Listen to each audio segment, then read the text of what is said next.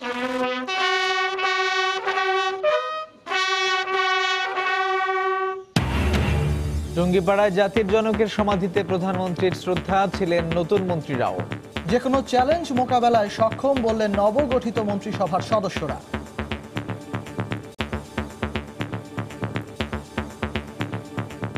আমাদের নেত্রী তিনি জানেন কাকে কোন পদে দিলে পারফরমেন্সটা সঠিক হবে। আমরা কমিটেড জাতির কাছে, আমরা দুর্নীতি, আমরা মাদক সবই একের পর এক আমরা কন্ট্রোল করতে পারবো। মাননীয় প্রধানমন্ত্রী যে স্বপ্নের কথা বলেছেন, এই মন্ত্রিসভা সেই স্বপ্ন বাস্তবায়ন করতে সক্ষম হবে। দেখছিলেন প্রধান শিরোনাম। রাত 11টার সময় সঙ্গে আছি সাজিদ রাজু এবং আমি সজল মিত্র রিচার্ড। এবার অন্যান্য শীর্ষ সংবাদ। এ মাসের মধ্যেই সব নির্বাচনী ট্রাইব্যুনালে মামলা শুরু হবে, আসন ভিত্তিক সংলাপও, জানাল ঐক্যফ্রন্ট। এসব কর্মসূচি জোটের দেউলিয়াত্বের প্রমাণ, বলছে আওয়ামী লীগ।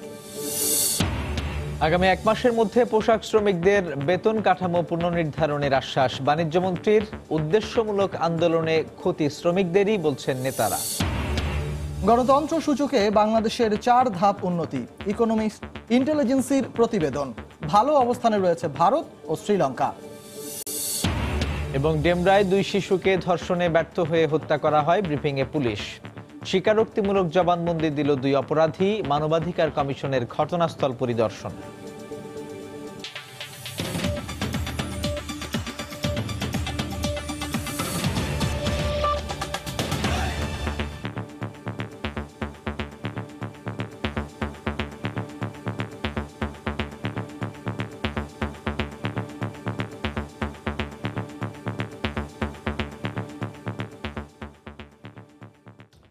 টানা 3য় মেয়াদে সরকার গঠনের পর জাতির পিতার সমাধিতে শ্রদ্ধা জানালেন প্রধানমন্ত্রী শেখ হাসিনা। গোপালগঞ্জের টুঙ্গিপাড়ায় বঙ্গবন্ধু শেখ মুজিবুর রহমানের সমাধিতে শ্রদ্ধা জানান নবগঠিত মন্ত্রিসভার সদস্যরাও। পরে বলেন, যে কোনো চ্যালেঞ্জ মোকাবেলা করে দেশকে এগিয়ে নিতে প্রস্তুত তারা। হারুনা রশিদের ক্যামেরায় আরো জানাচ্ছেন ফিরদৌস লিপি। রেকর্ড সংখ্যক চতুর্থবারের মতো সরকার প্রধান হিসেবে দায়িত্ব নেয়ার পর নবগঠিত মন্ত্রিসভার সদস্যদের নিয়ে স্বাধীন বাংলাদেশের স্থপতি জাতির জনক শেখ মুজিবুর রহমানের সমাধিসৌধ টুঙ্গিপাড়ায় বঙ্গবন্ধু কন্যা শেখ হাসিনা। প্রথমে সমাধিতে ফুল দিয়ে শ্রদ্ধা জানান প্রধানমন্ত্রী। এই সময় রাষ্ট্রীয় রীতি অনুযায়ী সশস্ত্র বাহিনীর একটি চৌকুশ দল গার্ড অব অনার প্রদান করে, বাজানো হয় বিউগল।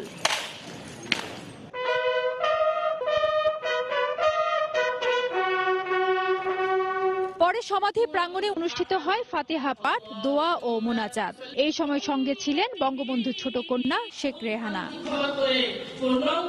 এরপর নতুন মন্ত্রিসভার 46 জন সদস্যদের নিয়ে জাতির পিতার সমাধিতে শ্রদ্ধা জানান সরকার প্রধান শেখ হাসিনা।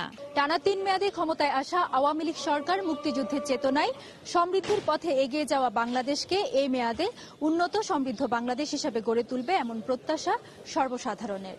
পরে সাংবাদিকদের সঙ্গে কথা বলেন আওয়ামী লীগের সাধারণ সম্পাদক ওবায়দুল কাদের।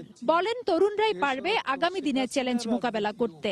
আজ জাতির পিতার সমাধিতে আমরা শ্রদ্ধা নিবেদন করতে এসেছি এবং এই শপথই নিচ্ছি যে আমরা মানুষের পাশে থাকব, মাটির কাছে থাকব, জনগণের স্বার্থে আমরা কাজ করব। নতুনরাই চ্যালেঞ্জ মোকাবেলা করতে পারবে। আমাদের নেত্রী তিনি জানেন কাকে কোথায় কোন পদে দিলে পারফরমেন্সটা সঠিক হবে, প্রমিসের উপর ডেলিভার করতে পারবে এবং আমাদের নির্বাচনী যে ইশতেহার, সেই ইশতেহার যথাযথভাবে বাস্তবায়ন করতে পারবে। এছাড়া মন্ত্রিসভার অন্যান্য সদস্যরাও কথা বলেন গণমাধ্যমে। তারা জানান জনস্বার্থ বিবেচনায় রেখে কাজ করবেন।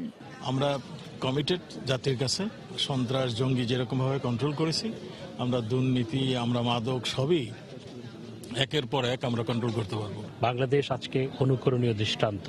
সুতরাং মাননীয় প্রধানমন্ত্রী যে স্বপ্নের কথা বলেছেন, সেই স্বপ্ন বাস্তবায়নের জন্য আমি মনে করি এই মন্ত্রিসভা একটি উপযুক্ত মন্ত্রিসভা এবং এই মন্ত্রিসভা সেই স্বপ্ন বাস্তবায়ন করতে সক্ষম হবে।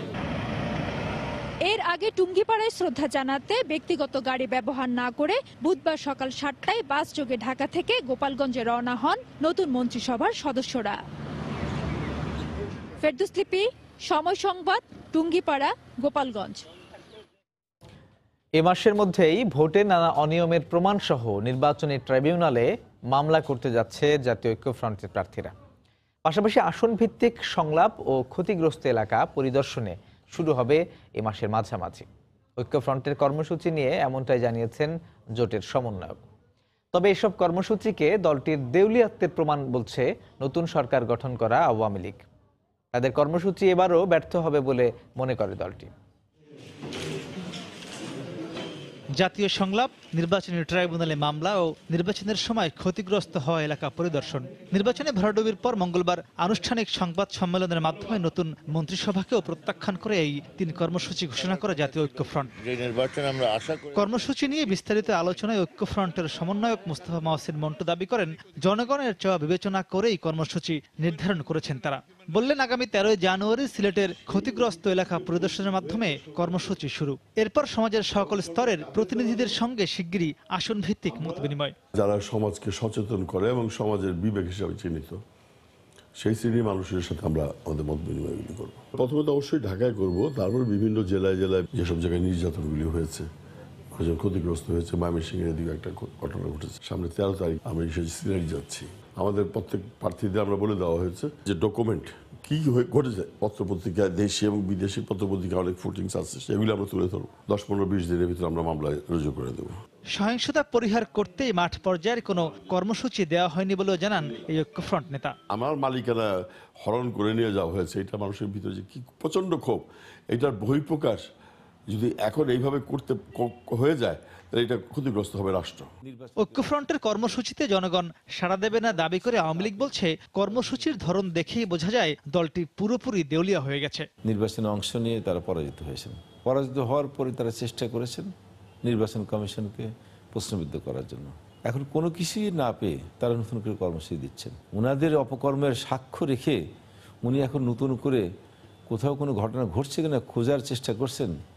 এই সমস্ত নোংরা রাজনীতি বাংলাদেশের জনগণ পছন্দ করবে না। বিএনপি রাজনৈতিকভাবে দেউলিয়া হওয়ার কারণে এখন তাদের মিডিয়াতে বেঁচে থাকার কারণে এই ধরনের কর্মসূচি দিচ্ছেন, এটা ছাড়া কিছু নয়। এদিকে লজ্জা থাকলে এমন হারের পর ঐক্যফ্রন্ট নতুন কোনো কর্মসূচি দিত না জানিয়ে আওয়ামী লীগের সাধারণ সম্পাদক বলেছেন, ভবিষ্যতে ঐক্যফ্রন্টের আর সফল হওয়ার সম্ভাবনা নেই। যারা আন্দোলনে পরাজিত, নির্বাচনেও পরাজিত, তাদের নতুন করে কিছু করার আছে বলে কেউ বিশ্বাস করে। তারা যদি আইনের পথে যায়, আমরা লিগ্যাল ব্যাটেল করব। তারা যদি সহিংস নাশকতার পথে যায়, তাহলে সেটা পরিস্থিতি মোকাবেলার জন্য দ্রুত পরিস্থিতিতে যা যা করণীয় তাই করা হবে। তবে যে কোনো অহিংস কর্মসূচিতে প্রশাসন সহযোগিতা করবে বলেও জানান আওয়ামী লীগের সাধারণ সম্পাদক ওবায়দুল কাদের। মাহমুদ রাকিব, সময় সংবাদ, ঢাকা। মহাজোটের সাথে সরকার গঠনের উদ্দেশ্যে নির্বাচন করলেও সংসদে শক্তিশালী বিরোধী দলের প্রয়োজনে সিদ্ধান্ত পরিবর্তন করেছে জাতীয় পার্টি। বিকেলে জাতীয় যুব সংহতি আয়োজিত এক সংবর্ধনা অনুষ্ঠানে একথা বলেন জাতীয় পার্টির শীর্ষ নেতারা। তাদের দাবি, সরকারের সাথে কোনো সংঘাত নয়, দুর্নীতি আর দেশের মানুষের কথা বলতেই সংসদে সক্রিয় অবস্থানে থাকবে বিরোধী দল। যে সংসদে জনগণের কথা বলা যাবে সেই ধরনের একটা সংসদ আমরা গড়ে তুলতে চাই। আমরা অকারণে কারো বিরোধিতা করতে চাই না। আমরা অকারণে আমরা দেশের কোনো ক্ষতি করতে চাই না। উন্নয়ন কোনো কর্মকাণ্ড যেগুলো হবে সেগুলো আমরা বলবো, এবং উন্নয়ন কোনো কর্মকাণ্ডের সঙ্গে যদি দুর্নীতি হয় সেই কথাটাও কিন্তু আমরা সংসদে বলবো। নির্বাচনে একসাথে জোট গঠন এবং পরবর্তীকালে আমরা যদি বিজয়ী হতে পারি, আমরা একসঙ্গে সরকার গঠন করব, এই উদ্দেশ্য নিয়ে আমরা জোট গঠন করেছিলাম। সরকার জবাবদিহি না হলে সেই সরকারের দ্বারা জনকল্যাণমূলক কাজের চেয়ে জনহিতকর কাজের বিপরীত কিছু যদি হয়, তার বলার কেউ থাকবে না। তাকে সহায়তা করে সেই কারেকশন করার, সংশোধন করার কিছু ব্যাপার থাকবে না। কাজে আমরা মনে করি তার সংসদে জনগণের পক্ষে কথা বলা একটি দল থাকা দরকার। আগামী 1 মাসের মধ্যে শ্রমিক মালিক প্রতিনিধিদের সঙ্গে বৈঠক করে পোশাক শ্রমিকদের কয়েকটি গ্রেডের বেতন কাঠামো পুনর্নির্ধারণ করা হবে বলে জানিয়েছেন বাণিজ্যমন্ত্রী টিপু মুনশি। এদিকে গেজেট মোতাবেক শ্রমিকদের বেতন দেওয়ার দাবি করে বিজিএমইএ বলছে এ বিষয়ে কমিটির সিদ্ধান্ত মেনে নেবেন তারা। আর চলমান আন্দোলনকে উদ্দেশ্যমূলক দাবি করে আলোচনার মাধ্যমে সমস্যা সমাধানের আহ্বান শ্রমিক নেতাদের। গেল রোববার থেকে গেজেট মোতাবেক বেতনের দাবিতে বিক্ষোভ করছেন পোশাক শিল্প শ্রমিকরা। এ সংকট নিরসনে শ্রমিক মালিক প্রতিনিধিদের সঙ্গে মঙ্গলবার বিকেলে জরুরি বৈঠকে বসে বাণিজ্য ও শ্রম মন্ত্রণালয়। বৈঠকে 1 মাসের মধ্যে সব সমস্যা সমাধানের আশ্বাস দিয়ে শ্রমিকদের কাজে যোগদানের আহ্বান জানানো হলেও বুধবার সকাল থেকে আবারও আন্দোলনে নামে শ্রমিকরা। তাদের অভিযোগ বর্ধিত বেতন পাচ্ছেন না তারা। বেতন পাওয়ার কথা 5 তারিখে, আজকে 9 তারিখ হয়ে যায়, এখনো বেতন পাচ্ছি না কেন? আমরা কষ্টের 2-4 পয়সা তো কামানোর জন্য তাই গার্মেন্টস আছে, আমরা তো আন্দোলন করতে গার্মেন্টস আসি নাই কেন? মালিকে আইয়া আমাকে বেতনের কথা বলুক, ওখানে সিটটা আনাক, আমরা বেতন যদি বাড়তি বেতন পাই তাহলে আমরা অফিসের ভিতরে ঢুকে আমরা ডিউটি করব। এ ধরনের আন্দোলনকে অযৌক্তিক অভিহিত করে শ্রমিক নেতারা বলছেন এতে ক্ষতির মুখে পড়ছেন শ্রমিকরাই। কেউ 1 পয়সা কম পাবে না। যদি কোনো জায়গায় এরকম গ্রেড নিয়ে বৈষম্য হয়ে থাকে, আমরা সঙ্গে সঙ্গে সেটা আলোচনা করে সমাধান করতে আমরা সক্ষম হব। হুট করে রাস্তায় নেমে কার নেতৃত্বে নামতেছে, এটা তো আমাদের প্রশ্ন।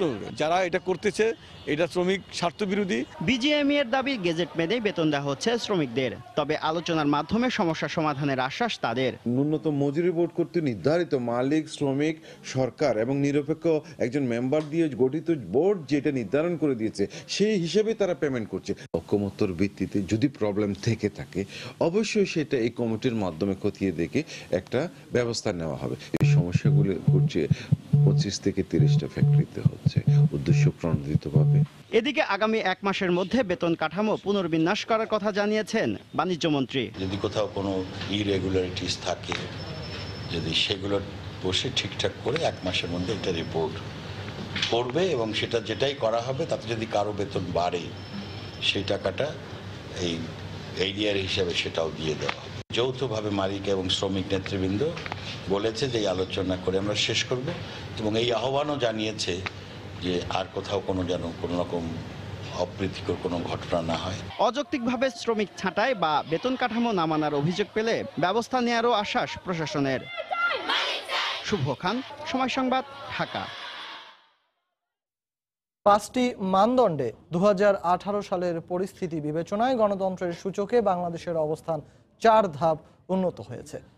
বুধবার 165টি দেশের উপর করা ইকোনমিস্ট ইন্টেলিজেন্সির প্রকাশিত এক নতুন প্রতিবেদনে এমন তথ্য উঠে এসেছে। বিশ্লেষকরা মনে করেন দেশের আর্থসামাজিক উন্নতি, নির্দিষ্ট সময়ে জাতীয় নির্বাচন অনুষ্ঠান এবং স্বাভাবিক আইন শৃঙ্খলা পরিস্থিতির কারণেই গণতন্ত্র সূচকে বাংলাদেশ এগিয়ে গিয়েছে।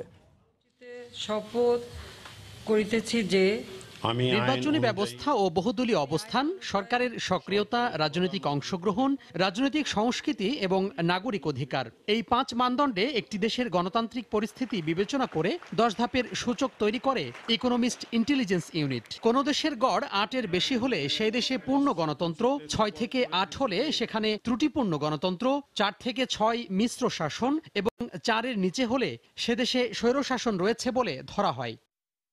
18 সালে 5.57 স্কোর নিয়ে এই সূচকে বাংলাদেশের অবস্থান 88তম স্থান পেয়েছে মিশ্র শাসনের দেশের তালিকায়, যেখানে ভুটান, নেপাল, পাকিস্তান সহ 39টি দেশ রয়েছে। দক্ষিণ এশিয়ার দেশগুলোর মধ্যে বাংলাদেশের চেয়ে ভালো অবস্থানে রয়েছে ভারত ও শ্রীলঙ্কা। 9.87 স্কোর নিয়ে গতবারের মতো তালিকায় শীর্ষে রয়েছে নরওয়ে। গত বছর এই সূচকে এক ধাক্কায় 8 ধাপ পিছিয়ে যায় বাংলাদেশ, নেমে গিয়েছিল 92তম অবস্থানে। স্কোর ছিল 5.43। ইকোনমিস্ট ইন্টেলিজেন্স ইউনিট 2006 সালে এই সূচক প্রকাশ শুরু করার পর সেটাই ছিল সবচেয়ে বাজে অবস্থান। বিশেষজ্ঞরা মনে করেন 18 সালে এসে দেশের সামাজিক, অর্থনৈতিক, রাজনৈতিক এবং নিরাপত্তা পরিস্থিতি স্বাভাবিক ছিল, যার প্রভাব পড়েছে গণতন্ত্র সূচকে। প্রকৃতপক্ষেই বাংলাদেশ কিন্তু সামনের দিকে অগ্রসর হচ্ছে। যেমন এই যে 2018 30 ডিসেম্বর যে নির্বাচনটা হয়ে গেল, সকল দলের অংশগ্রহণের নির্বাচন হয়েছে এবং ভোটারদের যে বিপুল পরিমাণ ভোটারদের উপস্থিতি এবং উৎসাহ সেটা আমরা দেখেছি। যেটু ত্রুটি বিচ্যুতি বা যা রয়েছে সেটা হলো আসলে আমাদের রাজনৈতিক দলগুলোর দুর্বলতার কারণে এটা হচ্ছে। এদিকে দেশের গণতন্ত্র নিয়ে সরকার বিরোধী জোটের অভিযোগকে অস্তিত্ব টিকিয়ে রাখার উপায় হিসেবে দেখছেন বিশ্লেষকরা। গণতন্ত্র নাই বলেই যারা চিৎকার করে, তারা নিজেদের অস্তিত্ব জিয়ে রাখার জন্য এরকম কথাবার্তা বলতে হয়, চিৎকার করতে হয়, হইচই করতে হয়, তারা সেটা করবে। এটা নিয়ে আমার মনে হয় না দেশবাসীর কোনো মাথা ব্যথা আছে। সরকারের গণতান্ত্রিক প্রতিষ্ঠানগুলোকে উন্নত করা এবং আইনের শাসন প্রতিষ্ঠার উপরও গুরুত্ব দেন বিশেষজ্ঞরা। তোহা খান তামিম, সময় সংবাদ, ঢাকা। যুদ্ধাপরাধী দল হিসেবে জামাতে ইসলামীর বিচারের জন্য আন্তর্জাতিক অপরাধ ট্রাইব্যুনালের আইন আবারও সংশোধন করা হবে বলে জানিয়েছেন আইনমন্ত্রী আনিসুল হক। সকালে সচিবালয়ে সাংবাদিকদের তিনি একথা জানান। বঙ্গবন্ধু হত্যা ও জেল হত্যার পেছনে যারা ছিলেন তাদের বিচারে কমিশন গঠন করা হবে বলেও জানান তিনি। বঙ্গবন্ধুর হত্যাকাণ্ডের নেপথ্যে ছিলেন, যারা জেল কিলিং এর নেপথ্যে ছিলেন, তাদেরকে চিহ্নিত করার জন্য যে কমিশনের দাবি, সেই কমিশনের জন্য একটা আইন প্রণয়ন করা বা এই কমিশনের জন্য একটা টিওআর বা রুলস অর রেগুলেশনস প্রণয়ন করা। জামাতের বিচারের ব্যাপারে আইনটা করে দিয়েছি, সেটাকেও আমাদের দায়িত্ব এটার শেষ দেখা। তা আমরা এটাও শেষ করে দেওয়ার আমার মনে হয় যে আমাদের পদক্ষেপ নিতে হবে। ব্রাহ্মণবাড়িয়া ২ আসনে বিএনপির প্রার্থী আব্দুস সাত্তার ভূঁইয়া বেসরকারিভাবে নির্বাচিত হয়েছেন। তিনি পেয়েছেন ৮৩,৯৯৭ ভোট। তার নিকটতম প্রতিদ্বন্দ্বী স্বতন্ত্র প্রার্থী মঈনুদ্দিন মঈন পেয়েছেন ৭৫,৪১৯ ভোট। সকাল ৮টা থেকে বিকেল ৪টা পর্যন্ত ভোট গ্রহণ অনুষ্ঠিত হয়। দীর্ঘ লাইনে দাঁড়িয়ে ভোট দেন ভোটাররা। গত ৩০ ডিসেম্বর অনুষ্ঠিত জাতীয় সংসদ নির্বাচনে অনিয়মের অভিযোগে ৩টি কেন্দ্রের ভোট গ্রহণ স্থগিত করা হয়। এই ৩টি কেন্দ্র বাদে ফলাফলে বিএনপি প্রার্থী আব্দুস সাত্তার ভূঁইয়া পেয়েছিলেন ৮২,৭২৩ ভোট। স্বতন্ত্র প্রার্থী মঈনুদ্দিন মঈন পান ৭২,৫৬৪ ভোট। ১০,১৬৯ ভোটে এগিয়েছিলেন বিএনপি প্রার্থী। ৩টি কেন্দ্রে ভোটার ১০,৫৭৪ জন। এর মধ্যে বিএনপি প্রার্থী পেয়েছেন ১,২৭৪টি ভোট এবং স্বতন্ত্র প্রার্থী পেয়েছেন ২,৮৫৫টি ভোট। লিপস্টিক দিয়ে সাজিয়ে দেওয়ার প্রলোভন দেখিয়ে ধর্ষণের উদ্দেশ্যে বাসায় ডেকে নিয়ে হত্যা করা হয় ডেমরার ২ শিশুকে। এই ঘটনার সঙ্গে জড়িত ২ মূল হোতাকে গ্রেফতারের পর সংবাদ সম্মেলনে একথা জানায় পুলিশ। এ বিষয়ে আদালতে স্বীকারোক্তিমূলক জবানবন্দি দিয়েছে ২ অপরাধী। এদিকে ঘটনা তদন্তে মানবাধিকার কমিশন ২ সদস্যের কমিটি গঠন করেছে। গেল সোমবার ডেমরার কোনাপাড়া এলাকায় বাসার সামনে খেলতে গিয়ে নিখোঁজ হয় ৪.৫ বছরের নুসরাত ও ৫ বছরের ফারিয়া। খোঁজাখুঁজির পর তাদের সন্ধান না পেয়ে এলাকায় মাইকিং করা হয়। ঘটনাস্থল পরিদর্শন করে পুলিশ। অবশেষে পাশের বাসার খাটের নিচ থেকে উদ্ধার করা হয় তাদের মরদেহ। ঘটনার পরই পালিয়ে যায় প্রধান অভিযুক্ত গোলাম মোস্তফা ও আজিজুল বাওয়ানি। পরে যাত্রাবাড়ির ভাঙা প্রেস এলাকা থেকে মোস্তফাকে এবং তার দেয়া তথ্যে ডেমরার কাউন্সিল ব্রিজ এলাকা থেকে গ্রেফতার করা হয় আজিজুলকে। পুলিশ বলছে সিরামিক মিস্ত্রি মোস্তফার স্ত্রী একটি পোশাক কারখানায় কাজ করে। ঘটনার দিন স্ত্রীর অনুপস্থিতিতে ২ শিশুকে বাসায় ডেকে নেয় তারা। চেষ্টা করে ধর্ষণের। শিশুরা চিৎকার করলে উচ্চস্বরে গান চালিয়ে দেয় এবং গামছা দিয়ে মুখ চেপে ধরে। মোস্তফার স্ত্রী বাসায় আসলে ফাঁস হয় পুরো ঘটনা। লিপস্টিকের প্রলোভন দেখিয়ে মোস্তফা তার নিজের ঘরে নিয়ে আসে। তদন্তে যেটা পেয়েছি, তারা দর্শনের উদ্দেশ্যেই বাচ্চা দুটাকে সেই ঘরের মধ্যে নিয়ে যায়। লাউড স্পিকারে ক্যাসেট প্লেয়ার ছাড়িয়ে দেয় যেন বাচ্চাদের সাউন্ড বাইরে না যায়। মোস্তফা প্রায় সন্ধ্যা অবধি বাচ্চা দুটাকে নিয়ে মৃত অবস্থায় সেখানে ঘরে অবস্থান করে। মোস্তফার স্ত্রী যখন কর্মস্থল থেকে বাসায় ফিরে আসে, তখন সে তার স্বামীকে অস্বাভাবিক আচরণ করতে দেখে এবং বাসায় ছোট বাচ্চাদের স্যান্ডেল দেখতে পায়। পুলিশ বলছে অভিযুক্ত দুজনই মাদকাসক্ত। ঘটনাস্থল থেকে ইয়াবা সেবনের আলামতও উদ্ধার করা হয়েছে। এছাড়া মোস্তফার নামে আগেও মামলা রয়েছে যাত্রাবাড়ি থানায়। ওই বাসা থেকে ইয়াবা সেবনের আলামত, বাচ্চাদের পরিধেয় স্যান্ডেল এবং যে গামছা দিয়ে বাচ্চাদেরকে হত্যা করা হয়েছে সেই গামছা এবং সেই ক্যাসেট প্লেয়ারও জব্দ করেছি। এছাড়া গেন্ডারিয়া এলাকায় গেল শনিবার আরেক শিশুকে ছাদ থেকে ফেলে দিয়ে হত্যার সঙ্গে জড়িত অভিযোগে নাহিদ নামে একজনকে গ্রেফতার করেছে পুলিশ। এই ঘটনাতেও মাদকাসক্তি ও শারীরিক নির্যাতনের অভিযোগ রয়েছে। খান মোহাম্মদ রুমেল, সময় সংবাদ, ঢাকা। রাজধানীর ডেমরার কোনাপাড়ায় নিহত ২ শিশুর পরিবারের সদস্য ও প্রতিবেশীদের সঙ্গে দেখা করেছে জাতীয় মানবাধিকার কমিশনের একটি প্রতিনিধি দল। পরে আইন শৃঙ্খলা রক্ষাকারী বাহিনীর সদস্যদের সাথে মামলার অগ্রগতির বিষয়ে আলোচনা করেন তারা। এ সময় অপরাধীদের সর্বোচ্চ শাস্তি নিশ্চিত করতে মানবাধিকার কমিশনের প্রতি আহ্বান জানায় এলাকাবাসী ও পরিবার। বিকেলে লাশ দাফনের পর ডেমরা থানা পুলিশও ঘটনাস্থল পরিদর্শন করে। তারা জানান, মূল আসামিদের গ্রেপ্তার করা হয়েছে। শিগগিরই তদন্ত প্রতিবেদন আদালতে উপস্থাপন করা হবে। আজকে ওনার বাচ্চার সাথে হয়েছে, কালকে আমার বাচ্চার সাথে হইতে পারে। এটার সুষ্ঠু বিচার চাই আমরা। আর কারো বাবার যাতে খালি না হয়, আমি এই যন্ত্রণায় ভুগতেছি, কতটা কষ্ট করে আমি পাইতেছি। আইনের কাছে মনে করেন যে একটাই দাবি আমার, এইটার সর্বোচ্চ বিচার ফাঁসি চাই। বিজ্ঞ আদালতের সুপর্দ করে তাদের স্বীকারোক্তিমূলক জবানবন্দি রেকর্ড করা হয়েছে। মামলাটা তদন্ত অব্যাহত আছে। তদন্ত শেষে তাদের বিরুদ্ধে বিজ্ঞ আদালতে যথাযথ রিপোর্ট সাবমিট করা হবে। প্রধানমন্ত্রী শেখ হাসিনার ছবি বিকৃত করে অনলাইনে ছড়িয়ে দেওয়ার অভিযোগে করা মামলায় মোহাম্মদ মনির নামে এক মোবাইল ফোন ব্যবসায়ীকে 7 বছরের সশ্রম কারাদণ্ড দিয়েছে ট্রাইব্যুনাল। বুধবার বাংলাদেশ সাইবার ট্রাইব্যুনালের বিচারক মোহাম্মদ শামস জগলুল হোসেন এ রায় ঘোষণা করেন। কারাদণ্ডের পাশাপাশি তাকে 10,000 টাকা অর্থদণ্ড, অনাদায়ে 1 মাসের কারাদণ্ডের আদেশ দেন। এছাড়া অভিযোগ প্রমাণিত না হওয়ায় আলমগীর হোসেন ও শিল সুব্রতকে খালাস দেয়া হয়েছে। 2013 সালের 10 নভেম্বর এই মামলাটি করে সাটুরিয়া পুলিশ। পরে 2015 সালের 17 ফেব্রুয়ারি মোহাম্মদ মনির সহ 3 জনের বিরুদ্ধে অভিযোগ গঠন করেন সাইবার ট্রাইব্যুনাল। পর্দা উঠল 24তম ঢাকা আন্তর্জাতিক বাণিজ্য মেলার। বিকেলে মেলার উদ্বোধন করেন রাষ্ট্রপতি মোহাম্মদ আব্দুল হামিদ। উদ্বোধনী অনুষ্ঠানে তরুণদের কর্মসংস্থানে এগিয়ে আসতে সরকারের পাশাপাশি ব্যবসায়ীদেরও আহ্বান জানান রাষ্ট্রপতি। দেশের মাটিতে দেশি বিদেশি পণ্যের সবচেয়ে বড় আসর ঢাকা আন্তর্জাতিক বাণিজ্য মেলা।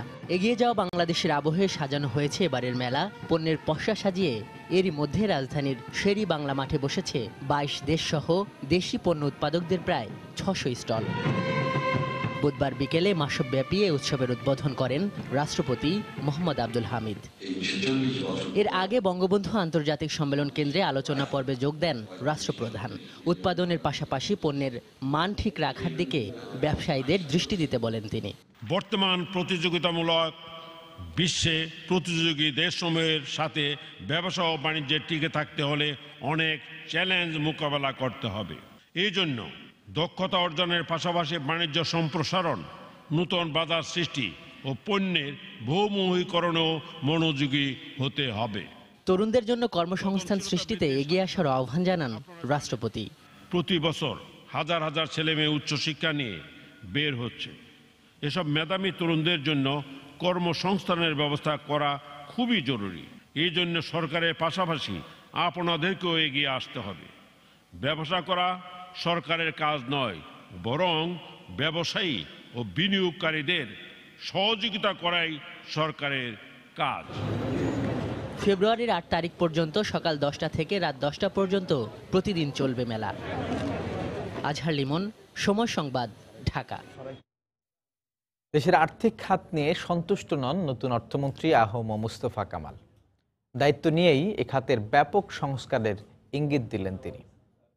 সময় সংবাদকে দেয়া সাক্ষাৎকারে অর্থমন্ত্রী আহম মুস্তফা কামাল জানান, বিভিন্ন দেশে পাচার হওয়া অর্থ দেশে ফেরাতে নেওয়া হবে সব ধরনের উদ্যোগ। পাশাপাশি রাজস্ব আদায়ে এনবিআর-এর অগ্রগতি যথেষ্ট নয় উল্লেখ করে সব ধরনের করের হার কমানো হবে বলেও জানান তিনি। জুবায়ের ফয়সালের রিপোর্ট। স্বাধীনতার 4.5 দশকে দেশের আর্থিক খাত পাড়ি দিয়েছে বহু পথ। যত বড় হয়েছে আকার, বিভিন্ন সময় সামনে এসেছে অনিয়ম আর বিশৃঙ্খলার খবরও। এখন পর্যন্ত ব্যাংক কেলেঙ্কারির অন্যতম বড় ঘটনা, রাষ্ট্রায়ত্ত সোনালী ব্যাংক থেকে 4,500 কোটি টাকা লোপাট করে হলমার্ক গ্রুপ। চেয়ারম্যান হিসেবে শেখ আব্দুল হাই বাচ্চু নিয়োগ পাওয়ার পর বড় আকারের লুটপাট হয় বেসিক ব্যাংকেও।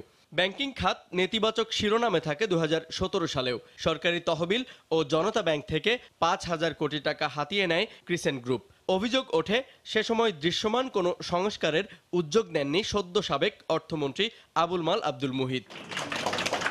এবার মন্ত্রিত্বের চেয়ারে এসেছে পরিবর্তন। দায়িত্ব নিয়ে তাই আর্থিক খাতের সংস্কারেই চোখ নতুন অর্থমন্ত্রীর। একটা অর্থনীতি চালাতে গেলে কিছু এলাকা থেকে সবল, কিছু থাকে দুর্বল। একটি জায়গায় কিন্তু এখন আমাদের বিতর্ক চলছে যে আমাদের আর্থিক খাত খারাপ, আর্থিক খাতের অবস্থা ভালো না। আমরা অ্যাসেস করে নেই। আমি মনে করি সহজ উপায় হচ্ছে সংস্কার। দেশের মোট জিডিপির অনুপাতে কর আদায়ের হার নিয়ে অসন্তোষ জানিয়ে অর্থমন্ত্রী আশ্বাস দেন, দেশে ফিরবে পাচার হওয়া সব অর্থ, কমবে সব ধরনের করের হার। কোন খাতে কত রেট করলে আমাদের ম্যাক্সিমাম রেভিনিউ জেনারেট করতে পারবো, যারা ট্যাক্স দিবেন তাদেরকে ব্যতীত না করে আমরা কতটা ট্যাক্স আদায় করলে আমাদের জন্য মঙ্গলজনক, সেই কাজটি আমরা করব। টাকা পয়সা নিয়ে গেছে, বিদেশে নিয়ে গেছে, ইত্যাদি ইত্যাদি। আমি বিশ্বাস করি তাদেরকে আমি আবার ফেরত পাবো। বৈশ্বিক অর্থনীতির প্রেক্ষাপটে উল্লেখযোগ্য অবস্থানে পৌঁছেছে বাংলাদেশ। এরপরও দেশি বিদেশি বিনিয়োগ বৃদ্ধিতে এখনও রয়েছে ঘাটতি। ফলে অর্থনীতির কাঠামোগত উন্নয়নে বর্তমান মেয়াদে বেসরকারি খাতের শক্তিশালী নেতৃত্ব চায় অর্থ মন্ত্রণালয়। জুবায়ের ফয়সাল, সময় সংবাদ, ঢাকা। এ পর্যায়ে শীর্ষ সংবাদ জানিয়ে দিচ্ছি আরো একবার।